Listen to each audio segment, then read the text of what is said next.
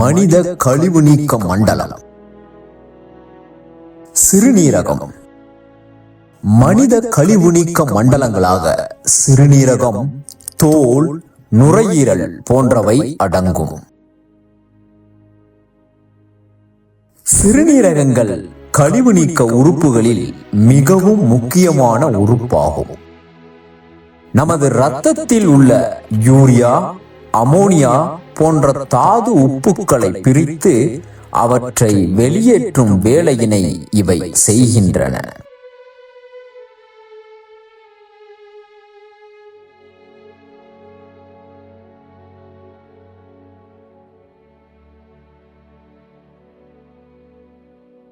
மனித சிறுநீரகத்தின் அமைவிடம்.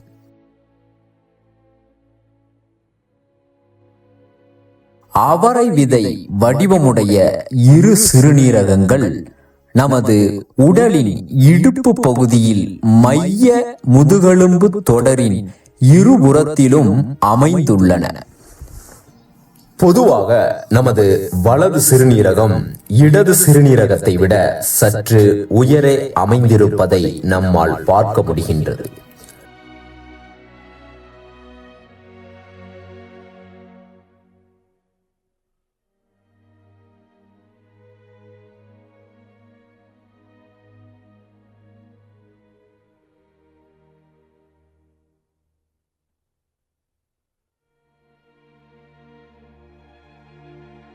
மனித சிறுநீரகம் சராசரியாக 11.5 சென்டிமீட்டர் நீளமும் 5 முதல் 7.5 சென்டிமீட்டர் அகலமும் 2.5 சென்டிமீட்டர் பருமனும் உடையது.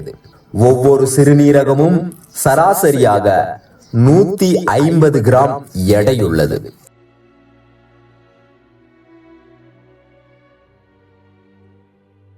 சிறுநீரகத்தின் குளிர்ந்த உட்புறத்தின் மைய பகுதிக்கு ஹைலஸ் என்று பெயர். இப்பகுதியின் வழியாக இருந்து ஆரம்பிக்கும் சிறுநீர் நாளம் சிறுநீர் பையில் சென்று முடிவடைகின்றது.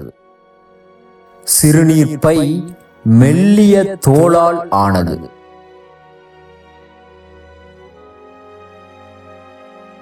இப்பையின் மறுமுனை சிறுநீர் புறவெளி பகுதியுடன் இணைந்திருக்கும். இதற்கு இடைப்பட்ட பகுதியில் சிறுநீர் சேமித்து வைக்க ஒருவித சுருக்கு தசையால் கட்டுப்படுத்தப்பட்டிருக்கும்.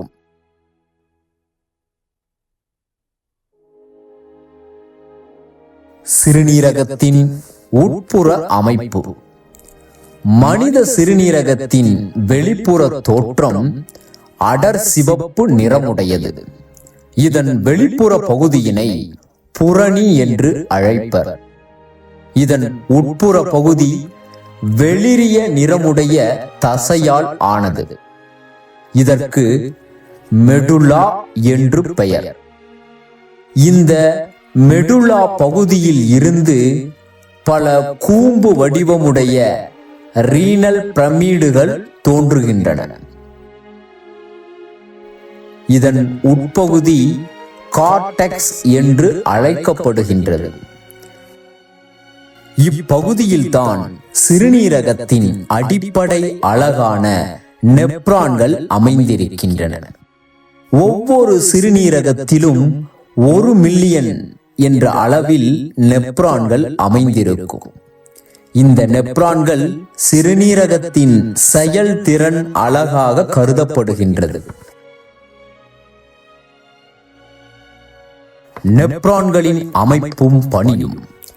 ஒவ்வொரு நெப்ரானும் மால்பீஜியன் நுண் உறுப்புகளை பெற்றிருக்கும்.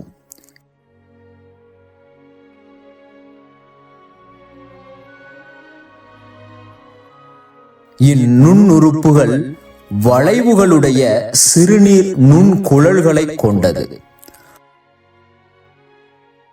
மால்பீஜியன் உறுப்பு சுமார் 0.2 மில்லிமீட்டர் குறுக்களவு உடையது.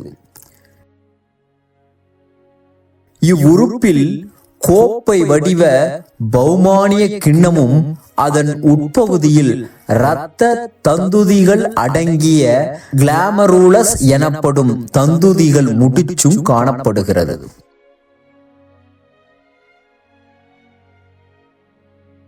சிறுநீர் நுண்குழலில் ஆரம்ப பகுதி பல வளைவுகளை கொண்டது. இதன் பின்பகுதியானது யூ வடிவமுடைய ஹென்லேயின் வளையத்தை கொண்டுள்ளது. சிறுநீர் நுண்குழல் சிறுநீர் நாளத்தில் சென்று முடிவடைகின்றது. சிறுநீர் நாளம் அகன்ற சிறுநீர் பையில் முடிவடைகின்றது. இப்பையிலிருந்து சிறுநீர் பாதை வெளிநோக்கி செல்கிறது. இப்பாதையில் கோழை சுரப்பிகள் காணப்படுகின்றன. சிறுநீர் பையிலிருந்து வெளியேறும் வெளிப்புற சிறுநீர் பாதையில் ஒருவித சுருக்கு தசைகள் காணப்படுகின்றன. இச்சுருக்கு தசையின் கட்டுப்பாட்டில்தான் சிறுநீர் தேக்கி வைக்கப்படுகின்றது.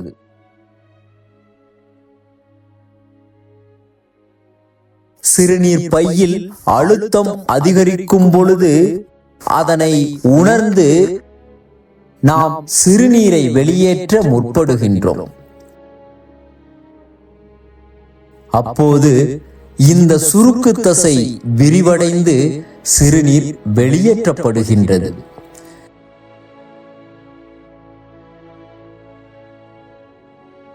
சிறுநீரகத்தில் சிறுநீர் பிரித்தெடுக்கும் செயல். நம் உடலில் பல்வேறு பகுதியில் இருந்து யூரியா, அமோனியா மற்றும் தாது உப்புக்கள் கலந்த அசுத்தமான இரத்தம் சிரைகள் மூலமாக சிறுநீரகத்திற்கு எடுத்து வரப்படுகின்றது. சிறுநீரகத்தில் சுத்தம் செய்யப்பட்ட தூய இரத்தம் இதயத்திற்கு தமனிகள் மூலம் கொண்டு செல்லப்படுகின்றன. இதோ பாருங்கள், சிறுநீரகத்திற்கு கொண்டு வரப்பட்ட அசுத்தமான இரத்தம் நெப்ரான்களால் யூரியா, அமோனியா மற்றும் கழிவுகளாக பிரிக்கப்பட்டு தூய இரத்தம் சிறுநீரிலிருந்து எடுத்துச் செல்லப்படுவதை உங்களால் பார்க்க முடிகின்றது அல்லவா? அதேபோல் இரத்தத்தில் இருந்து பிரித்து எடுக்கப்பட்ட சிறுநீர் கழிவுகள் சிறுநீர் நாளங்களின் வழியாக சிறுநீர் பையை அடைகின்றது. சிறுநீர் பையில் தேக்கி வைக்கப்பட்ட சிறுநீர் பின்பு வெளியேற்றப்படுகின்றது.